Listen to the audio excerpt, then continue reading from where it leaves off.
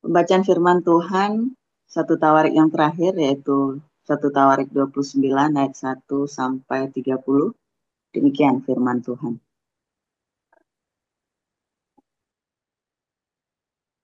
Berkatalah Raja Daud kepada segenap jemaah itu, Salomo, anakku yang satu-satunya dipilih Allah adalah masih muda dan kurang berpengalaman.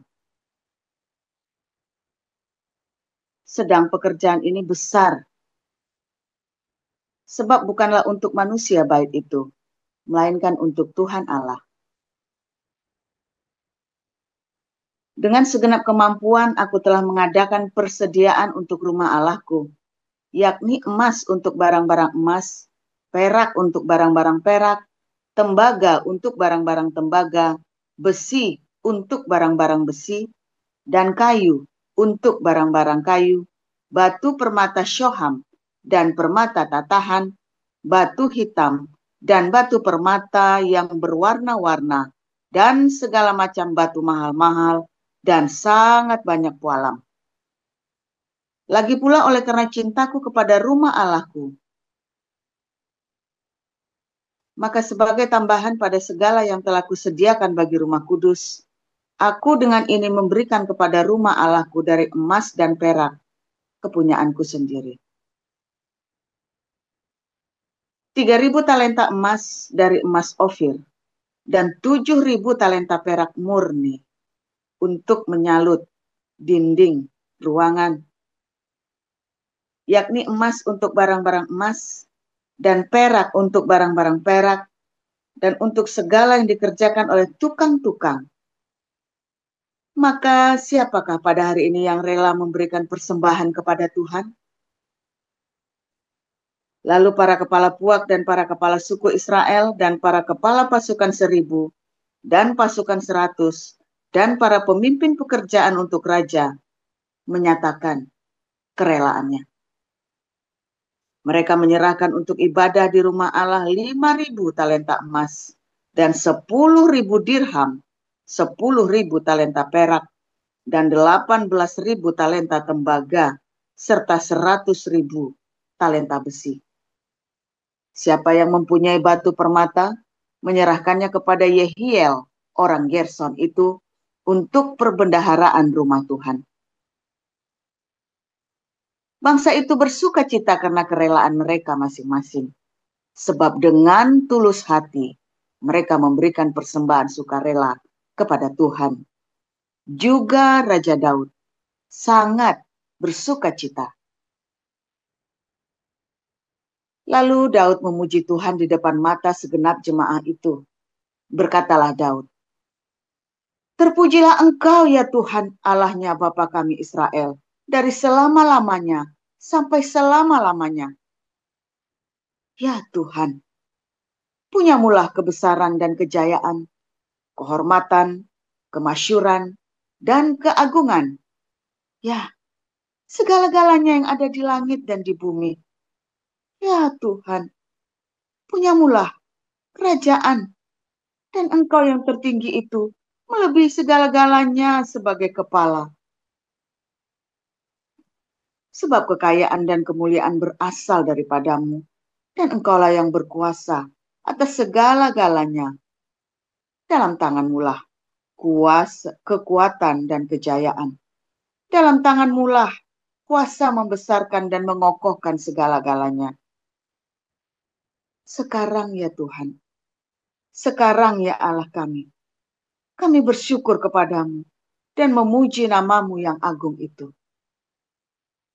Sebab siapakah aku ini dan siapakah bangsaku sehingga kami mampu memberikan persembahan sukarela seperti ini? Sebab daripada mula segala-galanya, dan dari tanganmu sendirilah persembahan yang kami berikan kepadamu. Sebab kami adalah orang asing di hadapanmu, dan orang pendatang, sama seperti semua nenek moyang kami, sebagai bayang-bayang hari-hari kami di atas bumi. Dan tidak ada harapan. Ya Tuhan Allah kami, segala kelimpahan, bahan-bahan yang kami sediakan ini untuk mendirikan bagimu rumah bagi namamu yang kudus adalah dari tanganmu sendiri, dan punyamulah segala-galanya. Aku tahu, ya Allahku, bahwa Engkau adalah penguji hati dan berkenan kepada keikhlasan.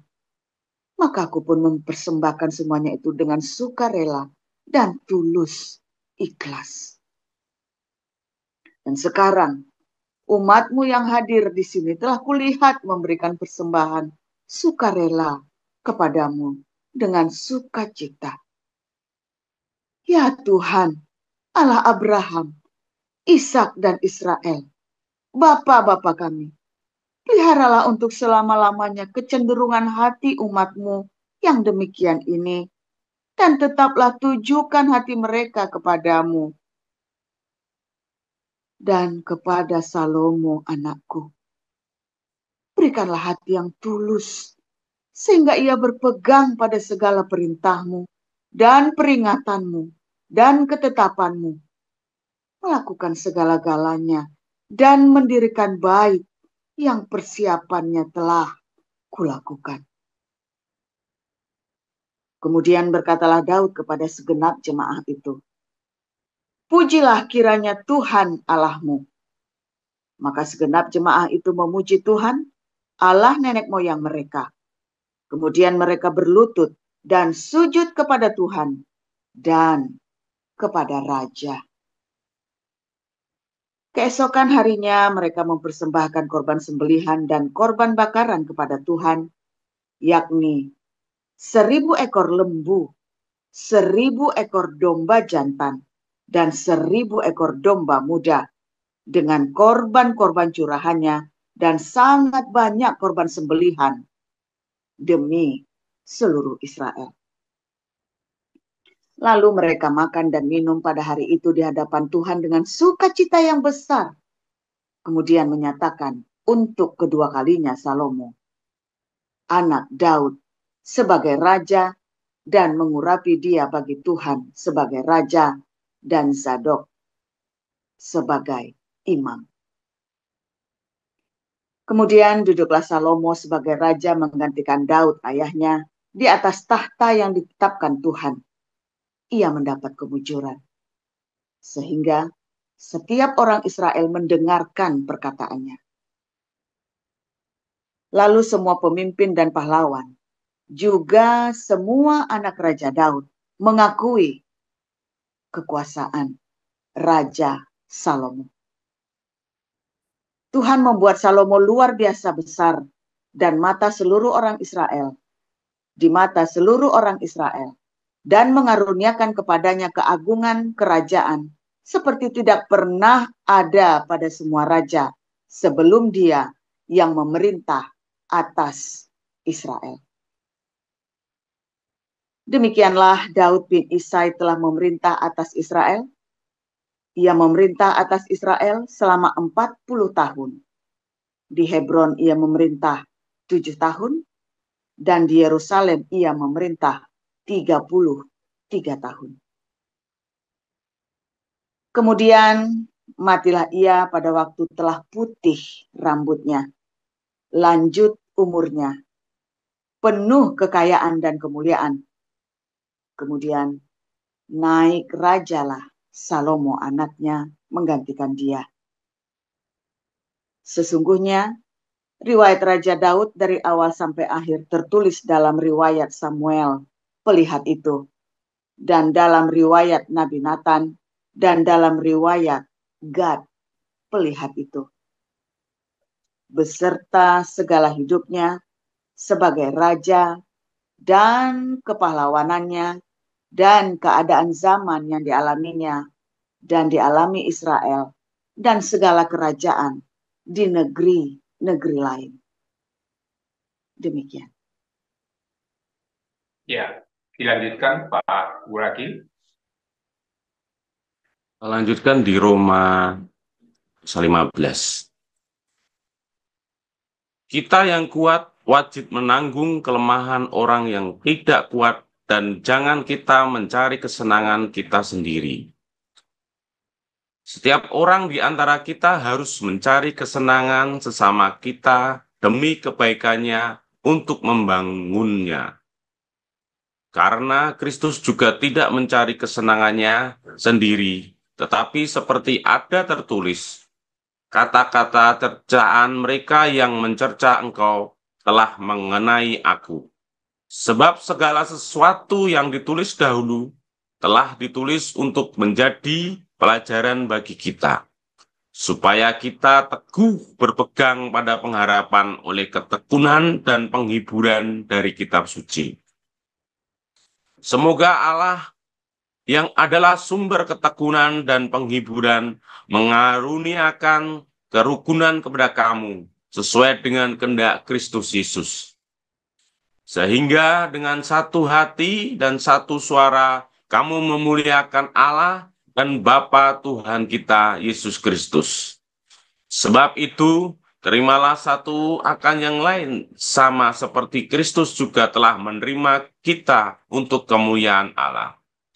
Yang aku maksudkan ialah bahwa oleh karena kebenaran Allah, Kristus telah menjadi pelayan orang-orang bersunat untuk mengokohkan janji yang telah dikaruniakannya kepada nenek moyang kita, dan untuk memungkinkan bangsa-bangsa supaya mereka memuliakan Allah karena rahmat-Nya seperti ada tertulis. Sebab itu aku akan memuliakan engkau di antara bangsa-bangsa dan menyanyikan mazmur bagi namamu. Dan selanjutnya bersukacitalah, hai bangsa-bangsa dengan umat-Nya.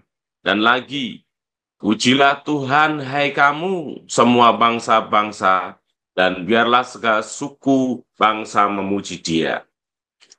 Dan selanjutnya kata Yesaya, deruk dari pangkal Esai akan terbit, dan ia akan bangkit untuk memerintah bangsa-bangsa, dan kepadanya lah bangsa-bangsa akan menaruh harapan. Semoga Allah sumber pengharapan memenuhi kamu dengan segala sukacita dan damai sejahtera dalam iman kamu, supaya oleh kekuatan Roh Kudus kamu berlimpah-limpah dalam pengharapan. Saudara-saudaraku, aku sendiri memang yakin tentang kamu, bahwa kamu juga telah penuh dengan kebaikan dan dengan segala pengetahuan dan sanggup untuk saling menasihati. Namun karena kasih karunia yang telah dianugerahkan Allah kepadaku, aku di sana sini dengan agak berani telah menulis kepadamu untuk mengingatkan kamu, yaitu bahwa aku boleh menjadi pelayan Kristus Yesus bagi bangsa-bangsa bukan Yahudi dalam pelayanan pemberitaan Injil Allah, supaya bangsa-bangsa bukan Yahudi dapat diterima oleh Allah sebagai persembahan yang berkenan kepadanya yang disucikan oleh Roh Kudus. Jadi dalam Kristus aku boleh bermegah tentang pelayananku bagi Allah, sebab aku tidak akan berani berkata-kata tentang sesuatu yang lain, kecuali tentang apa yang telah dikerjakan Kristus olehku, yaitu untuk memimpin bangsa-bangsa lain kepada ketaatan oleh perkataan dan perbuatan, oleh kuasa tanda-tanda dan mujizat-mujizat, dan oleh kuasa roh. Demikianlah dalam perjalanan keliling dari Yerusalem sampai ke Illyricum, aku telah memberitakan sepenuhnya Injil Kristus. Dan dalam pemberitaan itu, aku menganggap sebagai kehormatanku, bahwa aku tidak melakukannya di tempat-tempat di mana nama Kristus telah dikenal orang, supaya aku jangan membangun di atas dasar yang telah diletakkan orang lain. Tetapi sesuai dengan yang ada tertulis, mereka yang belum pernah menerima berita tentang Dia akan melihat Dia, dan mereka yang tidak pernah mendengar akan mengertinya.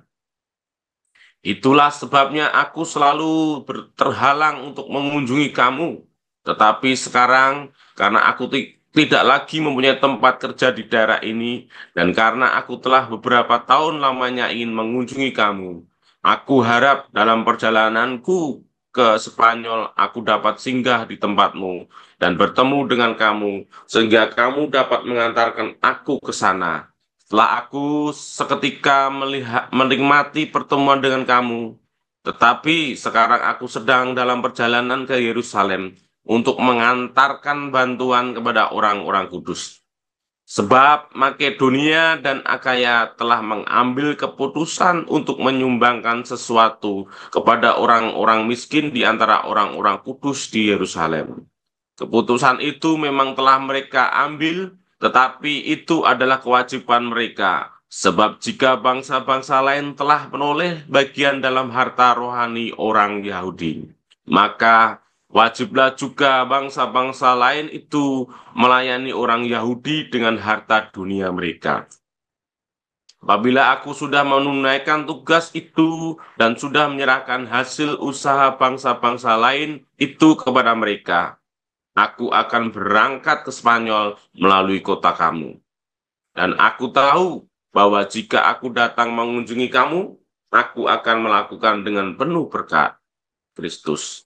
Tetapi demi Kristus Tuhan kita dan demi kasih roh, aku menasihatkan kamu, saudara-saudara, untuk bergumul bersama-sama dengan aku dalam doa kepada Allah untuk aku, supaya aku terpelihara dari orang-orang yang tidak taat di Yudea, dan supaya pelayananku untuk Yerusalem disambut dengan baik oleh orang-orang kudus di sana, agar aku yang dengan sukacita datang kepadamu oleh kehendak Allah, beroleh kesegaran bersama-sama dengan kamu. Allah, sumber damai sejahtera, menyertai kamu sekalian. Amin. Iya, terima kasih untuk para lektor yang telah membacakan firman Tuhan, Ibu Narliana dan Pak Uragil. Saudara, kini saatnya kita mendengarkan renungan firman Tuhan yang akan dibawakan oleh hambanya, Pastor Joseph Paulusang, dengan judul Membangun Gedung Gereja yang Megah. Langsung saja kita simak bagaimana paparan dari seorang Pastor Paul. Silakan, Pastor.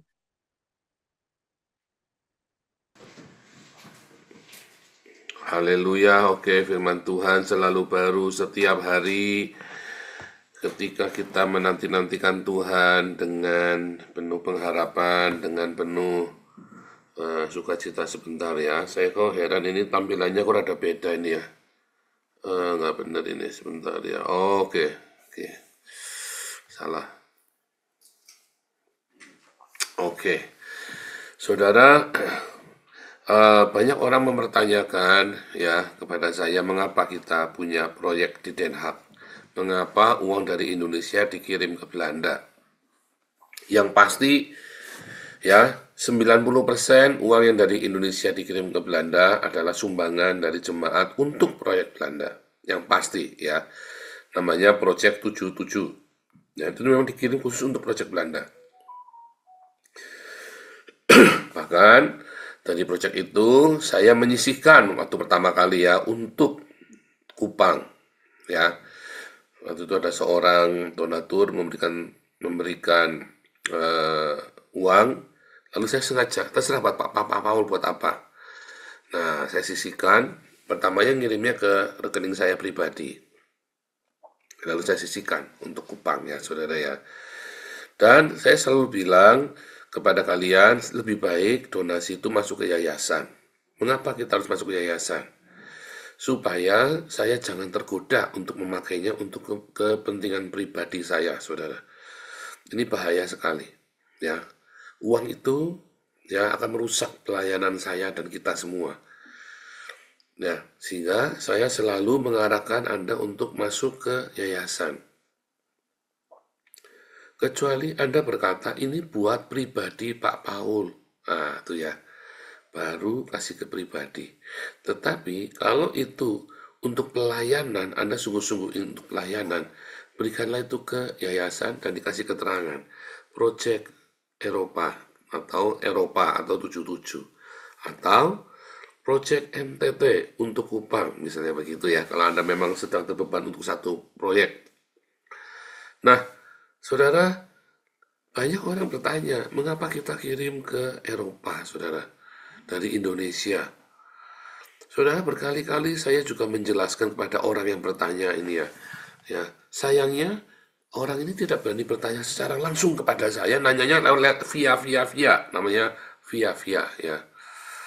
Sehingga saya sulit untuk ngomongnya ke dia. Setelah saya jawab pun dijawab lagi, tapi via lagi. Nah, orang ini terlalu banci untuk bertanya kepada saya langsung. Ya, terlalu pengecut untuk bertanya saya langsung.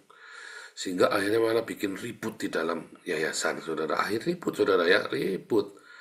Yang sebetulnya dari awal, kalau saya tidak pakai nama yayasan, nggak apa-apa, saudara. Langsung masuk ke rekening saya pribadi. Dan saya jamin, maka donasi untuk Damaris, Damar Kasih, dan Bun Pagi kesedot ke saya semua. Ya, itu pasti. Itu pasti, karena sudah pernah kita coba. Ya, dan itu tidak baik buat saya dan buat kita semua. Itulah sebabnya saya menggunakan nama yayasan. Ya, saya arahkan ke yayasan. Bahkan ada beberapa yang sekarang bisa langsung transfer ke Eropa ya. Karena sudah tahu pakai TransferWise. Nah, itu lebih baik juga. Jadi transfer pakai rekening Eropa. Nah, tapi waktu itu ada di bendahara, sekalian saja Pak diakumulasi di yayasan yang di Indonesia. Ya sudah, kita pakai nama yayasan di Indonesia, sehingga saya tidak tampilkan huruf besar ya, Project Eropa kumpul ke rekening yang di Eropa. Rekening yayasan kita diperiksa ya, ANBI, karena kita ANBI. ANBI itu Algemeen Nutbeoordeling Instellingen. Artinya yayasan punya pemerintah, intinya begitu ya. Nah, itu kita diaudit oleh pemerintah, kita ada akunting dari pemerintah yang ngecek kita. Ya, kita dicek. Dan kita ditanya ini, ditanya itu ya, banyak setiap bulan. Ini saya lagi ngisi, pokoknya setiap bulan itu saya ngisi questionnaire banyak sekali ya. Ini buat apa uangnya, itu buat apa, ini buat apa. Saya selalu ditanya. Nah, saudara, mengapa kita menggarap Eropa? Selama 4 tahun, kita fokus hanya dengan Indonesia. Ya, semua donasi yang dari Eropa, yang dari Amerika, saya selalu arahkan untuk Damaris, Damar Kasih, Bun Pagi yang di Indonesia. Ya, saya selalu arahkan untuk donasi yang di Indonesia. Mengapa saya arahkan? Karena saya yakin dan percaya ada saatnya Indonesia akan dimenangkan. Ya, saya yakin dan percaya. Sampai hari ini saya yakin dan percaya. Tapi kata Papa Indonesia bubar, oh Indonesia pasti bubar. Tetapi dalam bubarnya itu justru banyak orang akan dimenangkan. Di dalam kegundahan, di dalam kekacauan, banyak orang-orang akan dimenangkan nanti. Ya, makanya gereja harus siap. Dan terutama kita, mengapa kita membuat komunitas supaya kita siap? Mengapa kita melatih banyak orang buat membaptis? Supaya kita siap. Ya, ketika hari panen itu tiba, Anda sudah siap menuai. Nanti akan banyak sekali ya semua. Makanya kita bikin training-training baptisan, training pemuritan, pembaptisan, dan kelas-kelas evangelis, apologetik, sampai apostolik. Anda yang sudah kelas apostolik selesai, Anda boleh membaptis. Ya. Nanti ada training pembaptisan. Kita berhutang Injil kepada Eropa, saudara. Kita berhutang Injil kepada Belanda. Nah, uang yang Anda kirim, ya, yang dikumpulkan di yayasan, lalu kita kirim kemari, ya, kirim ke Belanda, bukan untuk saya, ya, tetapi untuk pekabaran Injil dan untuk kasih makan, juga untuk sewa gedung. Iya, dari rupiah ke euro, ya pasti kelihatannya gede banget, saudara ya. Dari rupiah ke euro. Karena kita kalau di Jakarta sewa gedung kemarin 65 juta, sudah 80 juta totalnya ya. Saya lupa ya Bu Linda, 65 atau 85 juta. Itu buat 1 tahun, ya. Di sini 50 juta buat 1 bulan. Ya, kan ada pastoria semua, tapi ya komplit ya dengan pastoria. Itu bedanya, ya. Ya, karena kursnya kita juga berbeda. Kursnya kita saja sudah berbeda, saudara ya. Nah, kita pengen punya gedung sendiri, nggak bisa. Seharusnya lebih murah kalau saya sewa sendiri, bangunan sendiri, akan lebih murah. Dan kita bisa melakukan banyak hal di sana, dan sedang saya usahakan. Makanya kita sedang bikin rekening perusahaan. Karena kalau rekening gereja nggak bisa buat sewa. Itu masalahnya, saudara ya. Jadi kita menemukan banyak sekali kendala. Dan saya dengan Pak Yus, Super, dengan teman-teman yang lain semua ya, dengan anak saya Wisely, ya dengan Anna, ya kita gimana ya caranya ya supaya kita tunggu. Sampai hari ini kita belum bisa dapat gedung yang bisa kita pakai sendiri. Kita harus nebeng punya orang. Karena kita nebeng, setiap kali mereka punya acara, kita disingkirkan. Kayak kemarin Sabtu tanggal 12 kita nggak bisa ibadah di gereja, kita disingkirkan, dinolkan. Karena dipakai sama gereja GKIN, Gereja Indonesia. Karena mereka lebih dulu dari kita. Jadi mereka semena-mena, mereka pakai, kita diusirnya, gitu intinya begitu, saudara. Dan saya marah sebetulnya. Karena jemaat kita itu jemaat dari jalanan. Sehingga kemarin banyak yang datang ke Celek, ya. Waktu tanggal 12 itu ada sekitar 5-6 orang datang ke Celek. Karena nggak ada kebaktian. Dan mereka tidak ikut kebaktian-kebaktian sebelumnya, bahwa kita tidak ada ibadah tanggal 12. Ya, karena dia sudah lama nggak ikut kebaktian kita, misalnya. Nah, itu memang kita kendala sekali, saudara ya. Sehingga saya lagi terus berdoa sama Tuhan, minta tempat sendiri. Supaya kita punya gedung sendiri. Sehingga kita bebas, dan bahkan kita bisa bikin banyak hal. Ya, kita bisa bikin pekerjaan-pekerjaan, kita bisa nampung orang-orang gelandangan, malah kita mau bikin salon, supaya mereka bisa cukur rambut gratis, bisa mandi, ya. Kalau di situ kita nggak bisa mandi, jemaat, saudara ya. Jemaat kita itu kebanyakan gelandangan. Jadi kalau mandi, itu sesuatu banget tuh buat mereka tuh. Ya, mandi itu sesuatu banget buat mereka. Anda kebayang ya, di Indonesia kalian mau mandi, mau tinggal mandi aja ya. Di sini mau mandi itu susah, harus ada tempat khusus. Dan mereka kalau keluar uang buat mandi ya eman-eman. Ya, tetapi kalau kita punya gereja, gedung sendiri, ya, kalau kita ada tempat sendiri. Sekarang nggak bisa karena perizinannya susah. Sekarang kita nggak bisa mandi. Kita punya pastori pun kita nggak bisa sembarang orang karena ada penghuni lama pastori yang sok kuasa gitu ya. Dan kita harus mengalah. Nah itulah karena kita bukan punya sendiri, saudara. Tantangannya pun nggak gampang. Terus kita mau nyerah begitu. Nah kalau pecundang menyerah. Tapi kalau kita seorang petarung, kita cari solusinya. Sabar kita jalanin terus, jangan mundur sambil cari solusinya. Dan ingat, uang yang dikirimkan adalah uang dari donatur buat proyek Eropa. Memang dikhususkan proyek Eropa, saudara. Nah, seringkali orang-orang yang bertanya ini nggak ngerti. Dia pikir saya ngerampok yayasan. Saya minta uang yayasan. Ya, nah itu yang banyak tidak dimengerti oleh orang-orang yang bertanya ini. Dan masalahnya orang ini terlalu pengecut buat nanya langsung ke saya. Ya, dia via itu akhirnya cuma bikin ribut kasak kusuk di belakang. Akhirnya ribut beneran, saudara ya. Kita kemarin ribut beneran.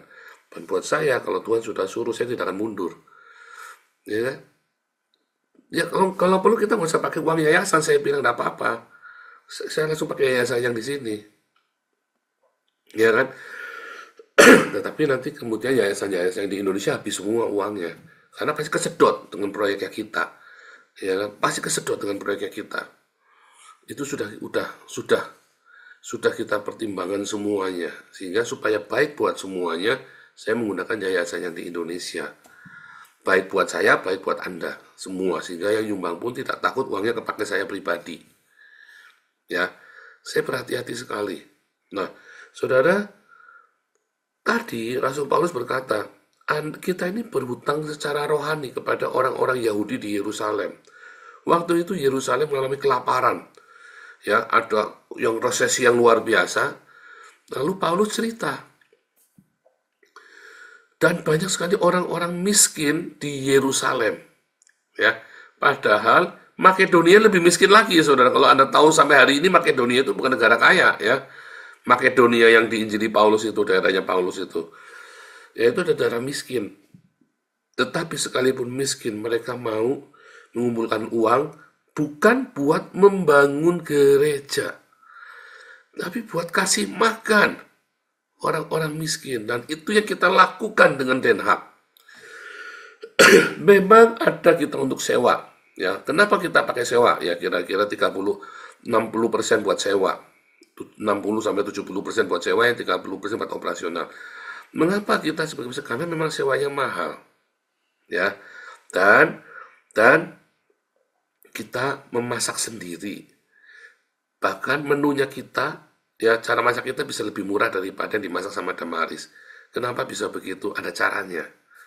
Tapi ini nggak bisa kita lakukan di Indonesia, ya. Kita bisa dapat barang-barang kadang-kadang gratisan. Kadang-kadang tidak selalu dapat, dikasih di apa. Yang seharusnya kita masaknya sebulan itu bisa 1.500 euro. Saya pernah pesan dari toko Kampung Daun itu sudah dikasih diskon 30%, saudara ya. Untuk 100 orang saya bayar 1.850. Berapa ya? 1.000, enggak, sorry. Untuk 100 orang saya bayar 850 euro. Berarti satu box 85 euro, saudara. Ya, karena untuk 8,5 euro. Satu box 8,5 euro. Itu sudah diskon 30%. Lah ini kita tiap seminggu 2 kali kasih 100. Berapa tuh habisnya, saudara? 850 dikali 2 dikali 4. Berarti 1.700 dikali 4. Habisnya itu sekitar 6.800. Tetapi kita hanya keluar uang, ya 1 bulan itu paling cuman 600 sampai 800 saja. Ya, euro. Mengapa? Karena kita masak sendiri, kita hunting juga barang-barang murah, kita dapat banyak sekali kemudahan-kemudahan. Tetapi itu pun kita belum tiap hari, karena saya ngerem. Dananya kita nggak cukup. Ya. Nah, sehingga saya harus hati-hati dan juga kita sambil lihat kondisinya. Sekali lagi, target kita adalah orang-orang gelandangan yang ada di Belanda, saudara. Target kita bukan orang Indonesia, target kita bukan. Makanya saya ibadah dalam bahasa Inggris dan bahasa Belanda. Saudara, kita semua berhutang Injil kepada negara Belanda. Negara Belanda tidak menyediakan budget untuk para gelandangan karena mereka ilegal. Ya, karena mereka ilegal. Nah, sekarang kitalah yang berkewajiban. Ya, Anda jangan berpikir bahwa dari Indonesia dikirim ke Belanda lebih kaya. Nah, orang yang masih berpikir seperti itu, mentalmu itu mental kere berarti, saudara. Mentalmu itu mental minta sumbangan. Biasanya yang berpikir gini adalah orang-orang yang mentalnya kere. Walaupun sugih tapi mentalnya kere. Mental minta sumbangan. Tetapi harusnya Anda berpikir, saya miskin. Tetapi kok saya bisa memperkaya banyak orang ya? Anda sekalipun minim, Indonesia ini kita miskin, Anda negara miskin. Tetapi Anda bisa nyumbang untuk proyek di Belanda. Anda itu orang hebat. Anda miskin namun memperkaya banyak orang. Dan kita tahu ada hukum rohani. Ya. Yang kamu beri bukan pemerintah Belanda. Yang kamu sumbang bukan saya. Yang kamu sumbang bukan orang Belanda yang kaya raya. Tetapi orang yang tinggal di Belanda, yang miskin, yang tidak mendapat jatah makanan dari negara Belanda karena mereka ilegal. Dan memang tidak boleh. Berarti kan kalau Belanda memberi jatah, berarti kan itulah namanya legal kan? Ya kan? Berarti kan ada. Namanya ilegal itu berarti dianggap tidak ada. Mereka tuh tidak ada, saudara. Kalau namanya tidak ada, ya tidak ada. Berarti tidak akan ada budget buat mereka. Ya. Baik. Dan misalnya suntik rabies, ya, imunisasi rabies atau suntik rabies untuk anjing. Bali bebas rabies, maka kamu tidak akan menemukan satu ampul pun suntikan rabies di Bali, saudara. Kenapa? Sudah dianggap bebas rabies. Kalau Anda menemukan, berarti masih ada rabies di sana.